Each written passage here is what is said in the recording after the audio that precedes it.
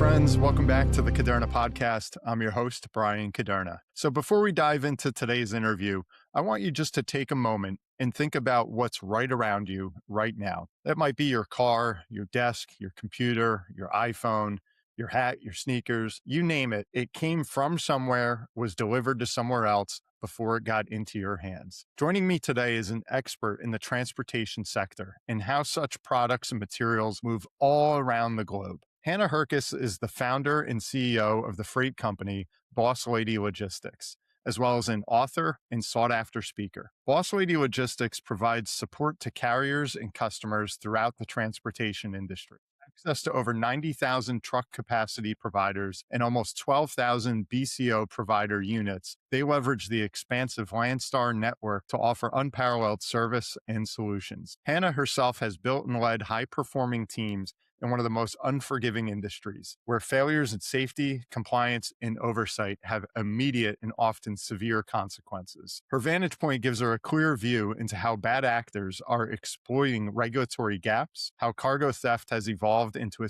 sophisticated and coordinated network, and why enforcement mechanisms are struggling to keep up. With more than a decade of hands-on experience, Hannah delivers a grounded insider perspective on a rapidly escalating issue that is now impacting everything from public safety to the cost of goods around our country. In this interview, we talked about the dangers of everyday driving next to those big 18-wheelers and how better to protect yourself. And then we dive into the current inflation issues and the cost of diesel affecting the entire supply chain, and also how 80% of the carbon emissions that we see come from freight. So without further ado, please join my guest, Hannah Hurckes.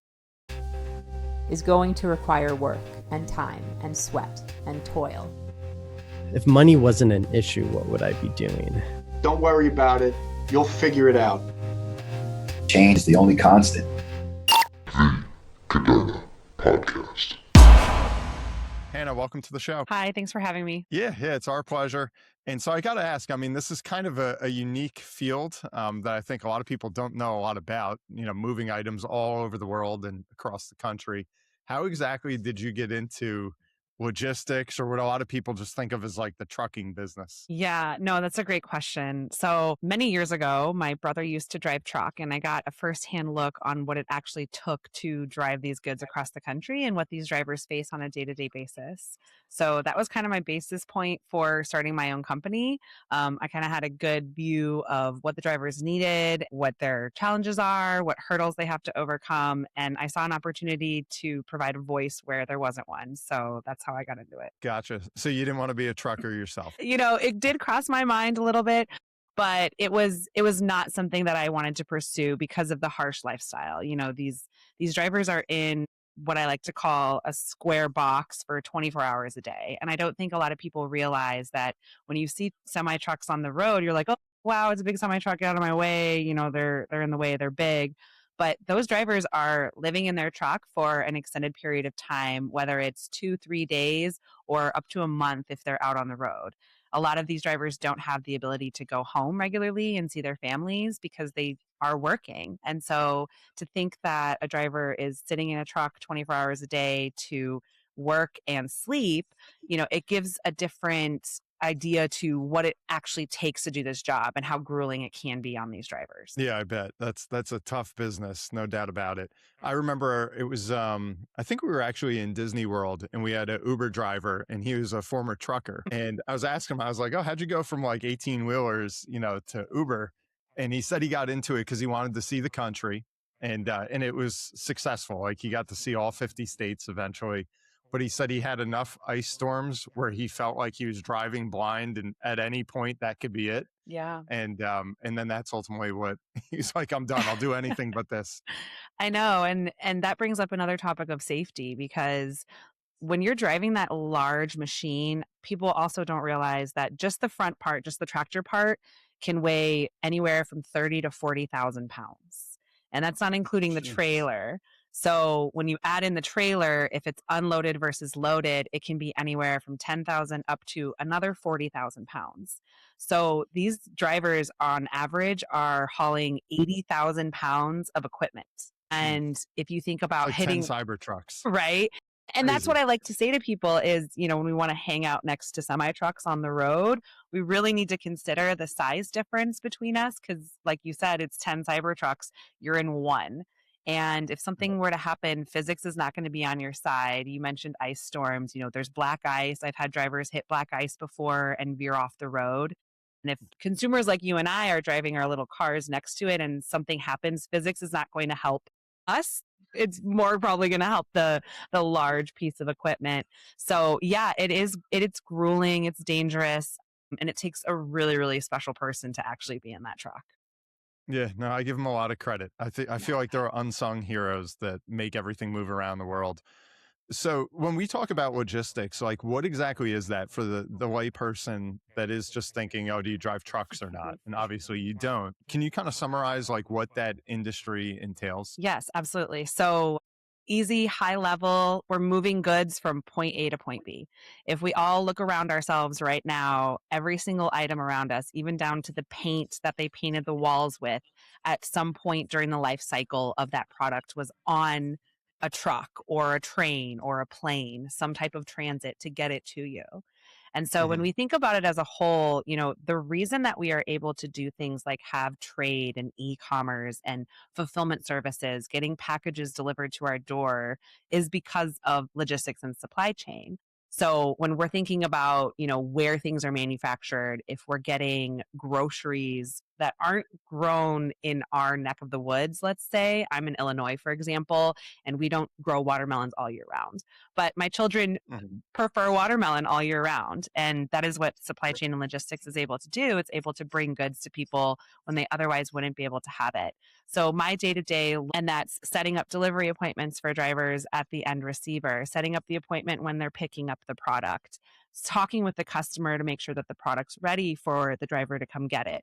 And then Hmm. also the myriad of challenges that you then face along the way because there's a plethora. I could tell you stories and stories about how many things could happen along the way. There's weather delays, there's delays at shippers, there's delays at receivers. And so, what our team does really, really well is we manage the logistics part of we need to reschedule a driver because he hit an ice storm or he slid on black ice and isn't going to be there and has to do a tire repair. The management of that freight and making sure that it arrives at its final destination fully intact is high level what we do. Okay, interesting. So, like, who is your customer in your scenario? If we have like the watermelon farmer, Hmm. let's say, and then you have, I don't know, Target or ShopRite, Hmm. like where it actually ends up at the end of the day. Are you working with both sides, or is one side like the actual client of yours? Yeah, so lots of businesses are structured differently. In that case, it would probably be Target fulfillment. If it's a simple farmer, you do Hmm. branch into larger manufacturers, manufacturers of building products, manufacturers of steel. So it really depends on what the customer prefers. If they prefer them to manage the freight in house, or if they would like to outsource it to the receivers, because a lot of times, for example, Target, for example, has distribution centers and they want to control what then goes into the actual stores. So maybe you're servicing the customer on the front end, getting the product to the Target distribution center or the Amazon distribution center, whatever that may be. And then they handle that Hmm. freight movement from there. So it can be Got anything it. and everything. Okay. Interesting. That's how do you like I have so many questions here going through my Mhm. head, but I often like to start, so many of our listeners are entrepreneurs. It sounds like you're entrepreneurial minded, like this is your company. I know that you said you had a brother that was a trucker. What was like the first step when you said, well, I'm not going to drive that thing 24 hours a day? I'll get into kind of like the brain side of it of how everything's Mhm. moving. Where do you go? Like, did you start with one of these big companies or right out the gates where you're like, hey, I want to do my own thing? Yeah, I always knew that I wanted to be an entrepreneur of some sort. And Hmm. that manifested in a lot of different ways in my early career life. It actually manifested in four failed businesses prior to this one. So I Okay. was looking for an opportunity somewhere where I had a mindset and I had knowledge and I knew I could learn and adapt. I was drawn to logistics specifically because of the puzzle pieces. And I'll talk about puzzles a lot because I have a very large affinity for love critical thinking. I Okay. love putting things together. I love numbers. I love seeing the big picture and being able to finagle it into like the perfect sequence. I will say I have, I guess, a very accountant brain, a very robotic brain when it comes to that kind of thing. And I love being able to just solve issues for people. And having the history of my brother driving truck and watching him run his business and helping him, here and there with payroll, HR, the semantics of actually running a business, that kind of thing. It then propelled me into this industry because Mhm. I found my calling. I'm able to do my puzzles. I'm able to provide a service, provide solutions. And there's nothing better than being able to provide solutions because when we're looking at logistics and supply chain, people don't really consider the fact that, for example, during COVID, those vaccines had to get from the manufacturers to the hospitals or to the centers where they were distributing them. And if those vaccines didn't arrive in a certain time, the ripple effect of that can be Sure. significant. And I don't do this type of freight, but I do love to use it as an example. When there are donors for heart transplants or liver transplants, and that piece of body, I guess, has to go from Mhm. one part of the country to the other, someone like myself has to have full hands on deck to make sure that that arrives intact and ready to be received by the person who needs it.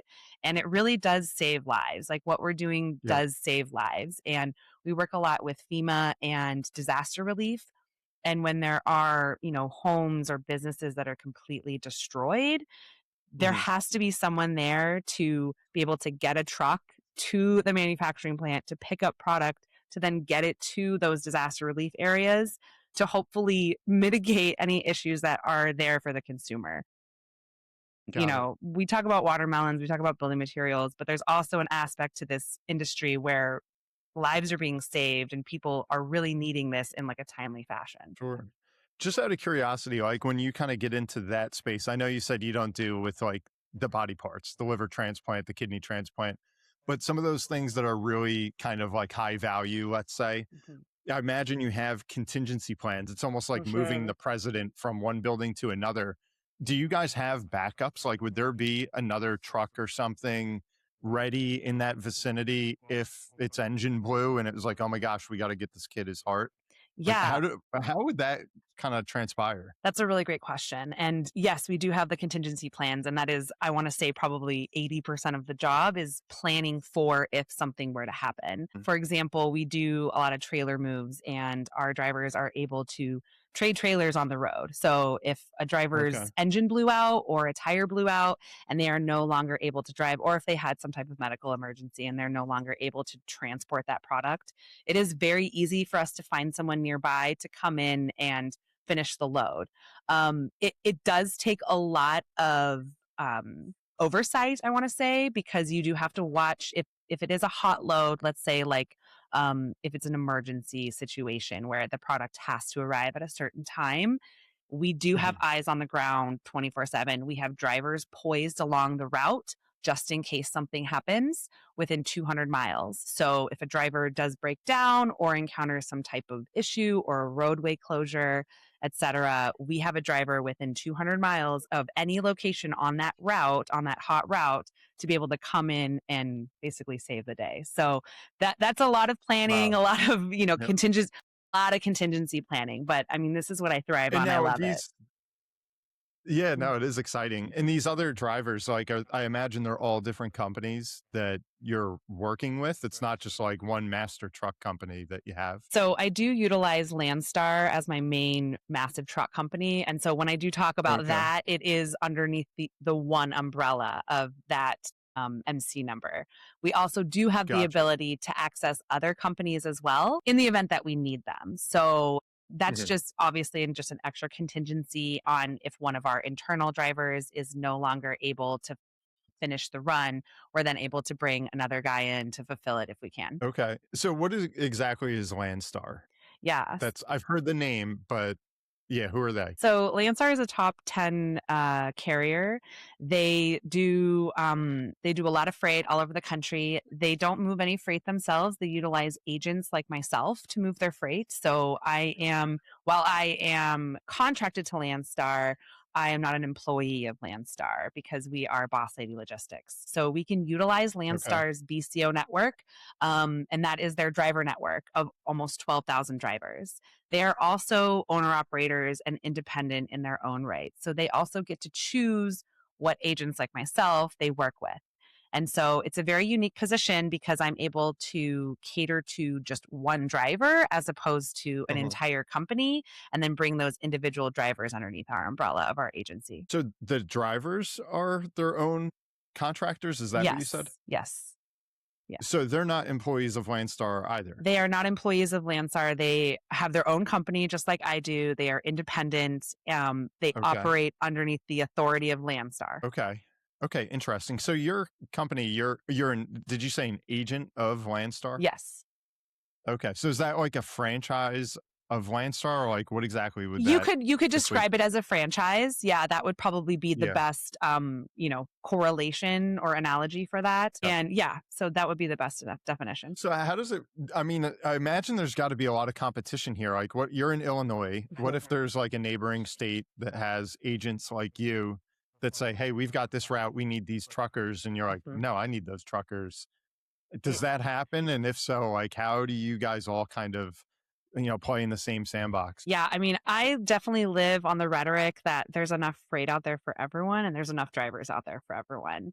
And because we are in that unique position where the drivers are also independently owned and independently contracted, it really ultimately is up to the driver and no one else on what loads they want to Mhm. take and what agent they want to work with. And that's something that my Gotcha. team has done very, very well over the last 10 years is cultivated relationships with drivers so that they do want to service our lanes and they do want to be dedicated to our agency as opposed to another.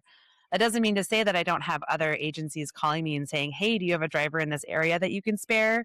And I'm always willing to help them out, even though it's not technically making me money. It's keeping the drivers Mhm. moving. And that's the most important thing to me is keep the drivers moving. So there's enough out there for everyone. The competition does happen, but I Yep. think it's more of if you let it happen, which I'm not going to play that game. Got it. So for someone in your field, like what does growth look like? Like what would your goals be at the beginning of the year, other than obviously safely getting things from A to B? Are you trying to do more drivers, more freight? Like, do you grow your territory, or like what does that all entail? So it's anything and everything, all of the above. The sky's the limit. Mhm. So if I can expand my driver network, that is always beneficial, especially in 2026, because we have lost a lot of drivers out of the industry as a whole. There's a lot of constraints on the industry with fuel, et cetera. So we have lost a lot of drivers just out of the industry. So more drivers would be great. More customers to be able to service would be great. I'm not the kind of person that wants to seek out things that are not going to be a good fit for my company, however. So I will caveat that Mhm. with sometimes we're not the right fit for everyone, and sometimes not everyone's the right fit for us. So obviously, as an entrepreneur, I want to see growth. I want to see scale. I want to see everyone doing better. I want to hire more people. I want the business to grow. I want more drivers under our dedicated fleet, et cetera, et cetera. Something I'm doing more recently is I'm now branching into e-commerce fulfillment and distribution.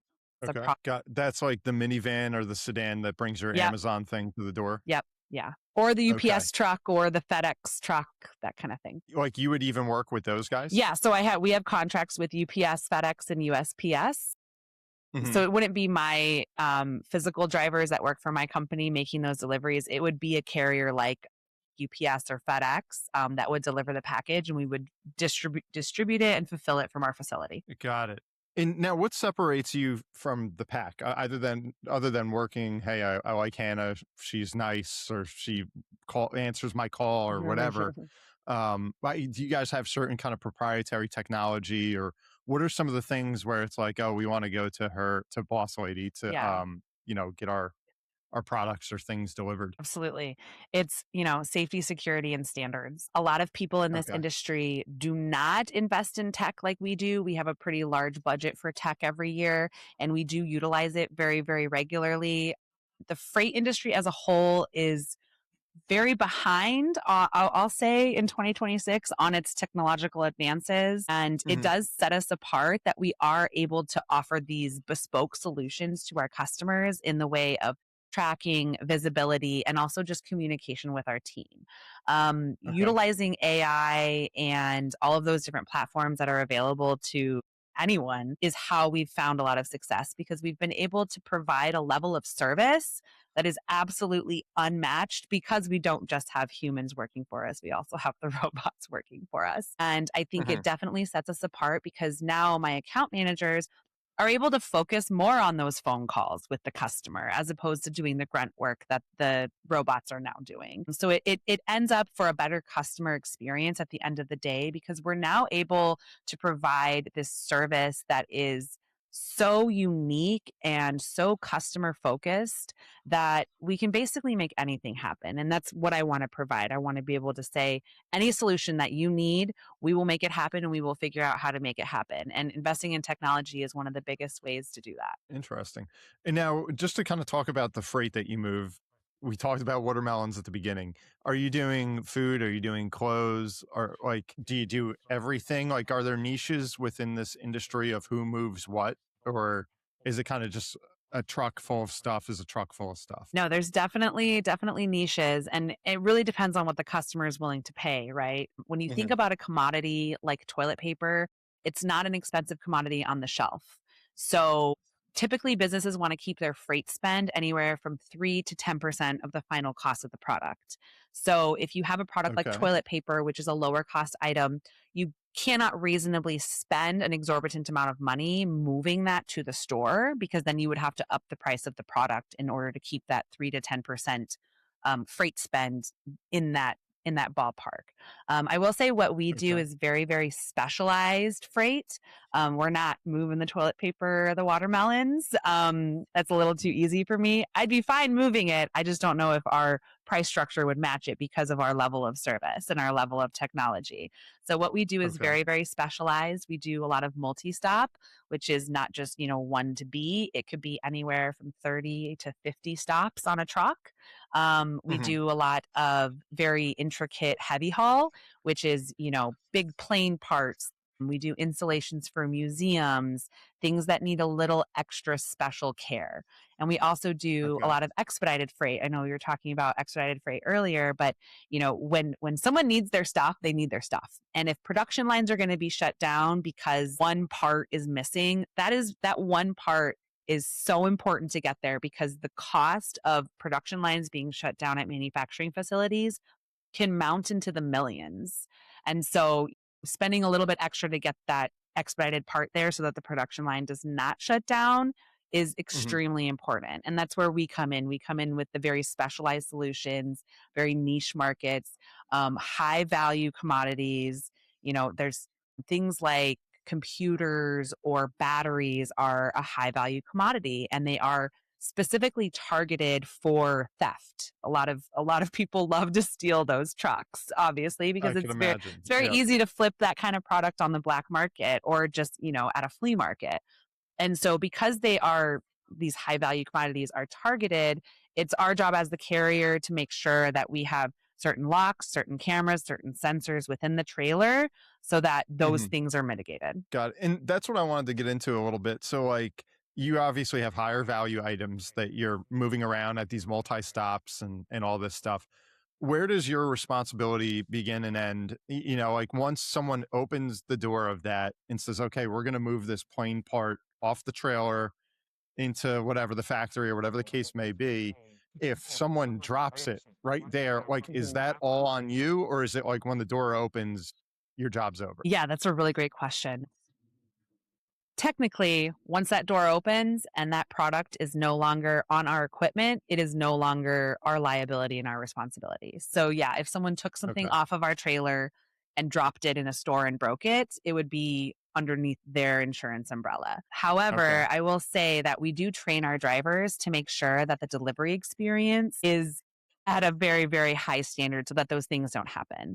And so our Mhm. drivers go above and beyond to make sure that once that product is pulled off their trailer, even though they are not technically liable anymore for it, they are still responsible for making sure that it is received in the best way possible. So if they can do anything to mitigate, seeing if someone's handling it wrong or helping someone to move it to the right part of the store, or on the loading dock, or setting it up against a wall in a proper way, or strapping it together in a certain way to make sure that it's going to lower the risk of breakage. That is something that our Mhm. drivers do as And is the same thing like on the front end of actually getting the freight onto the trailer? Is yeah. that a whole nother company that you're just like, hey, fill it and then we go? Yeah, great question. So, no, once our responsibility begins and ends with our equipment.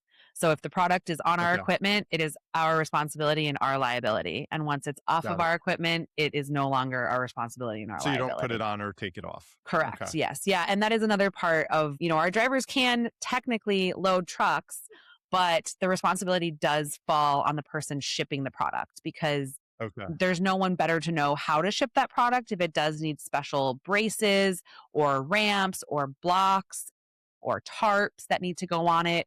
It is the responsibility of the shipper to inform us if there are special requirements that our drivers do need to be doing, and then also to load it properly so that Gotcha. And now I know you touched a little bit on like the theft part of this whole industry. Is that changing? Is it getting better or worse? What do you do personally or the folks that work for you to, aside from saying, hey, we locked it with a really strong lock, like what's going on in the world right now in that space? So when we see a rise in inflation and a decrease in consumer spending, we will see an uptick in freight theft. And it makes Mm, sense, right? If people are struggling to buy things, or they're not spending as much, or their credit cards are maxed out, they're going to be more likely to conduct theft. Freight theft is incredibly large. I don't think people realize how much is stolen on a yearly basis. It's very easy for organizations that do this kind of activity to target certain areas of the country, certain trucking companies, truck stops. There's a lot of remote truck stops in this country.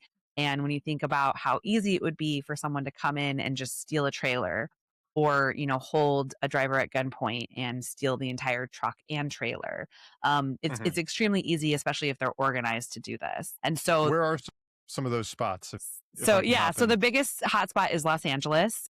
There's a port there, there's train systems there, and there's just a lot of people. So Mhm, it's very easy for that theft to happen. The largest thing that is stolen is electronics and appliances. So, mhm. things that consumers would be able to just easily flip on the black market, or at like a local garage sale, let's say. And there are operations that have been caught more recently where they have been stealing, in the millions of freight, and they have warehouses where they store all of this stolen freight. Jeez. And when you look at carrier selection, this is what is really, really important, because, for example, all of our Landstar trailers are equipped with special mechanisms, certain very special locks. It's the highest value equipment out there. It's the best of the best. We keep our trailer fleet intact at a high level. There's not 1990 trailers rolling around on the road for us. There are sensors, there are cameras. Our drivers also sometimes equip their trucks with sensors and cameras and specialty locks in order to deter that type of activity. We also have a very intricate ELD system. The ELD mandate was put into place in 2018, and which required all drivers on the road to have electronic log devices as opposed to written logs. And so to think that there were drivers just writing their hours of service on a piece of paper up until 8 years ago is a little bit terrifying. Wow. But the industry is getting more regulated, and it's definitely increasing safety and deterring theft. Yeah, it's wild. And so, like most of these thefts, is it what you had mentioned, almost like a carjacking, where they're at a rest stop and a guy pulls up with a gun and says, I'm taking the car or the Yeah. truck rather. Yeah, Is yeah. that typically how it goes, or are there other kind of more intricate ways in which they actually get the trailer or open the trailer? Yeah. So that is one way to do it. The largest way is during a transload. So, for example, a lot of products are put onto shipping containers and shipped from either China or other countries. And then once they Mhm. arrive in the United States, those containers then need to be transported to some type of storage facility or distribution facility or transloading facility. So those are the targeted places that I've read about are the highest for theft because it's very easy for I'll give you an example. For example, if a container of electronics has been shipped and needs to be transported to another part of the country, someone fraudulently will come in knowing that that container was delivered, knowing that it needs to be transported onto another truck to another part of the country, falsify documents, somehow get a hold of the information, falsify documents, go into that shipper, claim that they are the ones there to pick up the Huh. freight and move it to point B. The shipper unknowingly will load the trailer because they have all the documentation, and that trailer will drive off with stolen freight and it will never arrive at its final destination. I imagine all of these have GPS. So if it's like, 10 minutes late and you're not seeing, oh, it's supposed to be going this way, Mhm. that's sounding some alarms of, hey, we got to go capture that, Yes. recapture. Yes, and Yeah. a lot of these carriers do not have, and that's why I hone in on picking quality carriers, because if you Mhm. are trying to cut corners and find the cheapest option, you may find a company that doesn't have any tracking system available to you. And so you're at the mercy of the carrier to let you know when that product's going to arrive. And so it may be 3 or 4 days before you even realize that the product has been stolen because there was never tracking to begin with. Gotcha. And now would that fall on like you guys? Like who's liable in that instance? If it's like, man, we had a $5 million of freight on this trailer full of iPads Mhm. and it just got jacked. Like now they say, all right, we want to sue you or you've got to kind of take care of us. Like whoever the person was that lost the goods, are they coming to you guys? Is that going through your insurance? Like how would that kind of trickle down? Yeah, so that's a really good question because this industry is not regulated. It's a big question mark on if it's legal for them to sue or not. There was a Supreme Court case just yesterday where the broker was held liable for something that happened on one of the carriers that they had approved. In my opinion, it would fall on us as the broker who's vetting the carriers. If we're not sending in a quality carrier, then that's on us. We have to be vetting our carriers very, very, very specifically, especially because this industry is such a target for fraud. We have to make sure as the broker that we are booking carriers who are not selling that information to someone else. However, it would be Mhm. very difficult to prove if, let's play the scenario of we vetted a carrier, they've been running for us for many years, we've never had issues. All of a sudden, they didn't go in and pick up the freight. Someone else picked up the freight. Our question is going to be, well, how did they get that information? Is it because the carrier shared that information with them? Is it because they hacked our systems? Is it because they hacked the carrier systems? Or is it because that company that, did the theft was just camping out the shipper and knew that there was trucks coming out and just decided to just wing it and throw a truck in. Yeah. Ultimately, it really depends on the situation, on who's held liable. But in those instances, if you can't really prove on how that fraudulent company got the information and you're not the one who actually booked it, it ends up being a loss for the customer. Got it. Wow, it's crazy. And I know a lot of companies like they just kind of build those losses obviously into their kind of business plan. I remember it was maybe a year or two ago that Dick's, you actually saw their stock price fall dramatically because they reported, I think it's the shrinkage, like the employee theft and all that was just so high in the shoplifting and everything. But yeah, I mean, you can only build so much of a buffer in there for that sort of thing. Yeah, absolutely. Yeah. So what keeps you up at night? Is it the weather, the unpredicted storm that just throws it all out of track? Is it this sort of thing, the crazy theft or, losing a trailer? Is it your drivers that they might be exhausted and swerve off the road? What are like the biggest things that you spend your time in like, man, this is killing us. We got to get it under control. Yeah, it is a lack of accountability and the lack of regulation in the industry. There's not a lot of rules on it. The FMCSA, which Okay. is the company that, or the organization, the governmental organization that issues MC numbers for carriers to be able to operate in the country, they haven't updated their website in 40 years. So when you think about a process to become a carrier is outdated, by a lot of people's lifetimes. It's very frustrating because, to your point of where's the accountability? We have the accountability on our end, and we know the checks and balances that we have to hold as a business. But because the industry is not regulated and because there are not a lot of laws that are surrounding, accountability, liability, there's a lot of gray areas. And so I think what keeps me up the most is just the unknown, because anything could happen, and who's responsible and who do you hold responsible when there are no laws in place to. What do you think is going to have to happen to change that? I mean, you would think, I know, unfortunately, like truck drivers, sometimes they have fatal accidents. You think just something like that would be like, all right, we need to get everything under control here, but it hasn't changed anything. I mean, we see accidents on the road all the time, and that's just one instance. Like, what are you waiting for? What is going to be that impetus? Yeah, I think it is the visibility, to your point. There was an accident, I think about a year ago, with a driver who had a CDL that was illegally issued to them because they were an immigrant and they were not qualified to get a CDL, and they were issued a CDL. So the issuing around CDLs is really important. I don't want to say that they've completely gotten it right, but it is highlighting things like that when children die, because in that instance, a child died. That's when the visibility gets put onto it. And just like with the Supreme Court case that I was mentioning before, it was because there was a fatality. And it's unfortunate that we have to use fatalities to regulate. And we're not always going to get it right the first time when we go to regulate it. And I'm not saying that any of the laws that are coming into place are right, but the visibility, the awareness piece of it, I think is the first step, just making people aware. And not a lot of people realize. So Wow. when we think about, sustainability and being able to reasonably change the way that we are living and the way that we are treating our environment and our earth, it really does. Like, a lot of it is supply chain, because those big trucks are using diesel, and people aren't really thinking like, oh, it's the cows, or oh, it's recycling, and everyone needs to do their part for sure.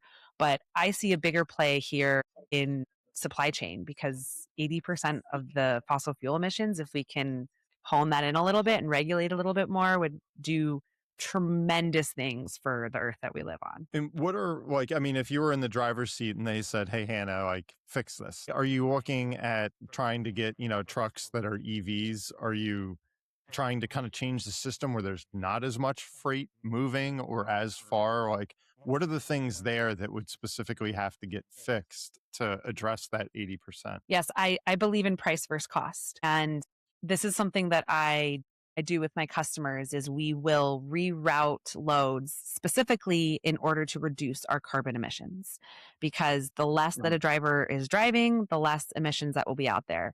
That is a tiny little thing that we have control over in our business, that we do take very seriously. And we constantly are on the lookout for ways that we can reduce the amount of time that our drivers are spending on the road, not just for their own well-being, but for the emissions part as well. I will say there is a lot of waste in this industry. I read an article one time about pears that were grown in South America, and they are shipped to somewhere in Asia to be packaged.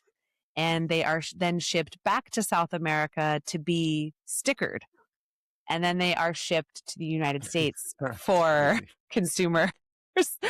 So to think that a pear that was in South America went around the world to Asia to be packaged, back to South America to be stickered, and then to the United States to be distributed, that's wasteful, in my opinion. And I understand why companies do it that way. It is the most cost effective to ship the pears back and forth like that. It is the most cost effective, but it's not the best for our environment. Yeah. Yeah, absolutely not. That's crazy.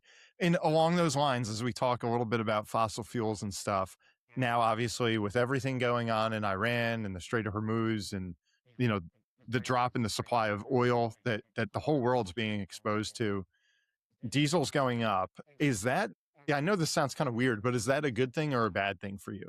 Because I know there are companies that do profit off of, when these commodities become expensive. Yeah, so I would say it's a little bit of both. Okay. Because the fuel is so high. And when you think about a diesel truck, these trucks are going to take anywhere from 100 to 200 gallons. So if your fuel goes up $1 to $2, that's a couple hundred extra dollars every time you fill up that you're going to have to spend. So if you take it on the course of a week, if a driver needs to fill up every day and a half on average, let's say, he could be spending upwards of $1,000 extra per week just for the fuel. So what does that mean for the freight world? Well, it means the customers are going to have to pay more money because the cost of diesel is rising, and it's going to be more cost effective for the drivers basically to just sit down and not work than to lose money. And so we're going to see a shortage in capacity, which we've already been seeing, which then drives the demand for capacity. So, it's a little give and take. I want to say it's bad for the drivers. Ultimately, it'll lead to higher prices, but then it also flip-flops into, if companies are going to have to pay more for their freight spend and they want to keep it between the 3 and 10%, what's going to happen to our items? And will that drive up as well? So I have mixed feelings about it because I am a consumer and I have 3 small children that eat a lot of food. And so to see the freight market in this very volatile point right now with the diesel is very unsettling, not just as a business owner, but also just as a mother. Of course. Yeah.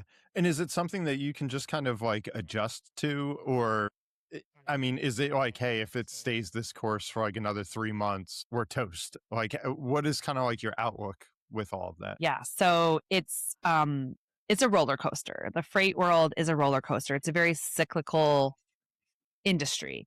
There are ups, there are downs. We saw that during COVID with all of the shortages of the toilet paper and the water bottles and everything. That was a great time for truckers because they were in high demand. Post COVID, they weren't in high demand. And so Yep. this is just the nature of the business. It's very, very cyclical. So you definitely do have contingency plans already built into just your business structure to alleviate when things are bad and increase when things are good.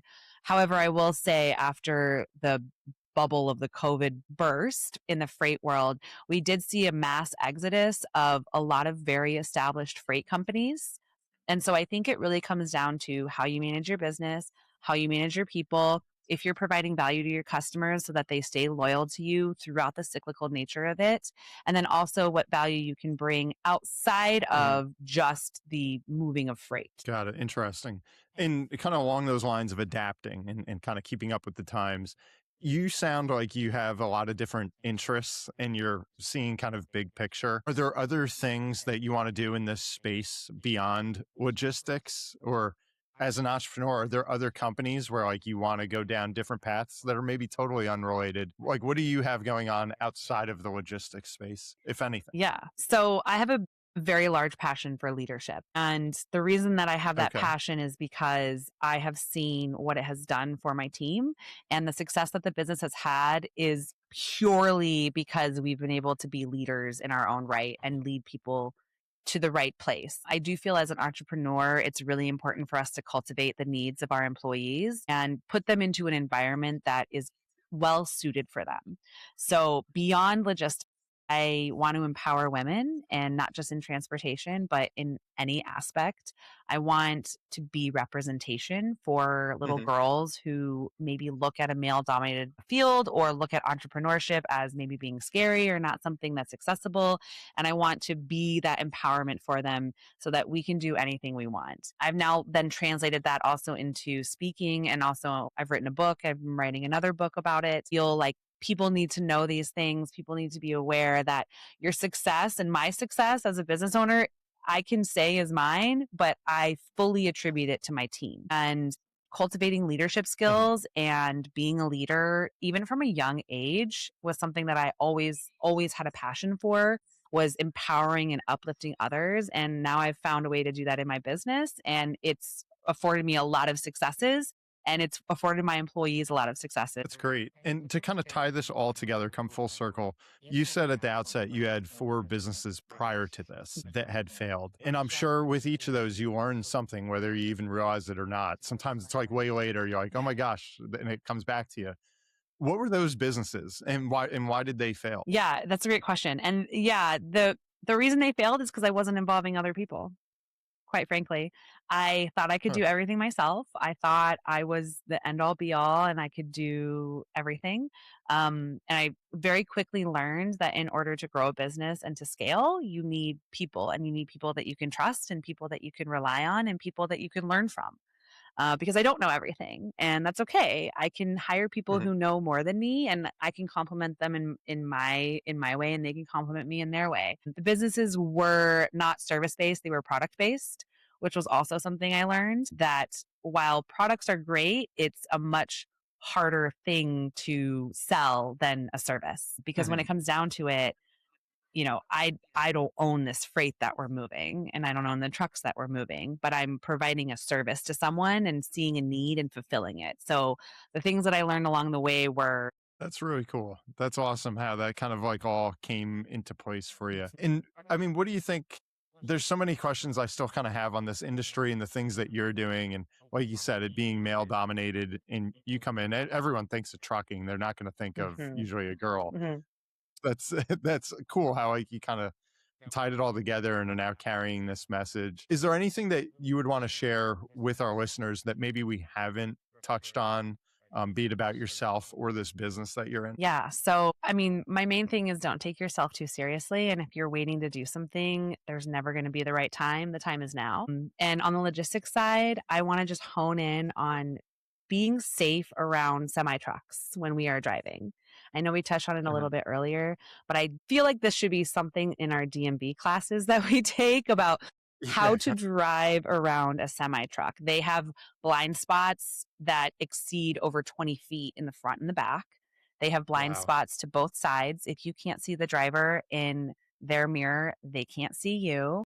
They make wide right turns. I see a lot of drivers when I'm out in the world basically just sit in their little car right next to the trailer. And what goes through my mind is there could be anything in that trailer. There could be explosives. There could be something sharp. It could be empty. If there's a wind gust on an empty trailer, especially where I live in the Chicago area, that can take a trailer onto another car. And there have been a lot of avoidable fatalities involving semi trucks because of the recklessness of the everyday driver. So I would just say do your homework on how to safely drive around a semi truck. And the biggest tip I could give you is just don't hang out next to it. Wait for the person in front of you to clear and clear the truck and get away from it. Yep. I know that to me, that seems like common sense. Like, I don't Yeah. want to be near this thing that's like 20 Yeah. times larger than I am. But so one of the things I did want to ask, there were two that came to mind, if I might, or if I may. So you said there's a lack of regulation here, and that the whatever that oversight organization was that you had mentioned is kind of very antiquated. It seems like this is something in need. You have a huge passion for it. It comes out very clearly. Is it something that you would want to spearhead? Like, are there lobbyists for this? Is there some way you can kind of maybe just be a little piece of that puzzle? Yeah, and there are lobbyists. I'll say that the political spectrum is not something I really want to put my feet into, only because it is Yeah, I don't blame you. volatile. um, Yep. but my biggest thing is awareness. I always just want to educate people and let them know what's going on so that we can all just protect ourselves and our own businesses. And if I can help an organization that shares in my values, I would obviously be more than welcome to do that. But my biggest thing is just educating people and letting them know about the trucking industry, the safety issues, the fraud issues, because it's not an industry that you hear very regularly on the news, but it is a very, very, very large part of our lives. It is the reason we're able to live in the cities that we live in, is because the trucks bring us anything that we need. It's the reason for Mhm. our modern society. And so these things are kind of like our lungs. Like our lungs are just going without us thinking about it. The trucks are just going without us thinking about it. And I think just having the awareness is the biggest piece. Got it. No, hopefully, this episode goes a little bit of the way towards accomplishing that for you, too. Absolutely. And the last question I had for you, because I know there's so many here, but we've talked all about trucking. And I think that's what most people think of when they think freight. Obviously, when it's moving all around the world, we're involving ships, we're involving planes. Could your company go to like that next level, or are those always very neatly siloed? Like, do you ever have visions or dreams of, I want to control the skies as well, and where all of that is going? So we do a number of cargo shipments on boats, on trains, on, anything, we do that. However, I will say that my biggest thing is enlisting the help of professionals. So I do have other Landstar agents within my network that specialize in those modes of transport that I can leverage if I do have a customer that has that need. And that's what it comes back down to, is the service part of it. Is I would rather outsource that specific niche to someone who knows it inside and out. And while I would love the world domination, I do love having the ability to really, really cultivate this specific niche that I have. Because, when we have colds, we go to the doctor, but if we have an ear infection, maybe an ENT is the better option. So I'm a big proponent into, making sure you hire the person that is specialized. And if you want to hire someone like myself who can do everything, know that I will be utilizing someone within my network to specialize it so Yeah. that the customer can get the best service. Yeah, and outsourcing where need be. Do you know, last thing for you, like Amazon, because everyone's probably thinking, hey, they're the behemoth, they're the giant that controls everything. Do they go top to bottom? Is that Amazon? Or like, are they even outsourcing to you guys and to all different other companies? Yeah, Amazon does everything, and They do. they Yeah. outsource the overflow. So Okay. I'm not sure about their actual business model on what they would prefer, but I do know that they utilize the help of carriers to distribute freight, and the big carriers, the small carriers, but then they also have, their own trucks that we all see on the road too. And they also have their own planes and their own distribution centers. So they have everything. They Perfect. do everything. And they use people if they can't do everything. Yeah. Wow, that's amazing. This was really cool. I really appreciate your time, Hannah. And this was an industry I knew like absolutely nothing about. And I feel like now I know a good bit about it. So I Awesome. appreciate that. If people want to learn more about either what you're doing professionally or some of these other things in the leadership space, could you just plug real quick what you have going on or where people could follow you? Yeah, you can follow me on all the social medias. Just type my name into the search bar. You can also find us through our website at www.bossladylogistics.com. Okay, great. Well, thanks again for your time today. And everyone, thank you for tuning in to another episode of the Caderna podcast. I'm Brian Caderna. Be sure to like and subscribe. Go tell a friend. Maybe they can learn something new as well. And I can't wait to see you next time.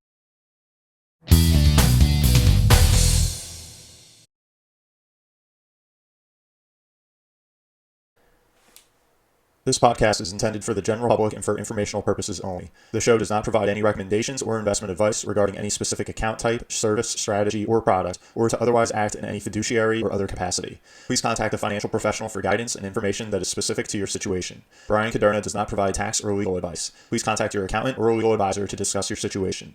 Guest speakers and their firms are not affiliated with or endorsed by Park Avenue Securities, Guardian, or Caderna Financial Team, and opinions stated are their own. All investments contain risk and may lose value. Past performance is not a guarantee of future results. References to specific securities, asset classes, and financial markets are for illustrative purposes only and do not constitute a solicitation, offer, or recommendation to purchase or sell a security. Brian Caderna is a registered representative and financial advisor of Park Avenue Securities, LLC, PAS. OSJ 300 Broadacres Drive, Suite 175, Bloomfield, New Jersey 07003.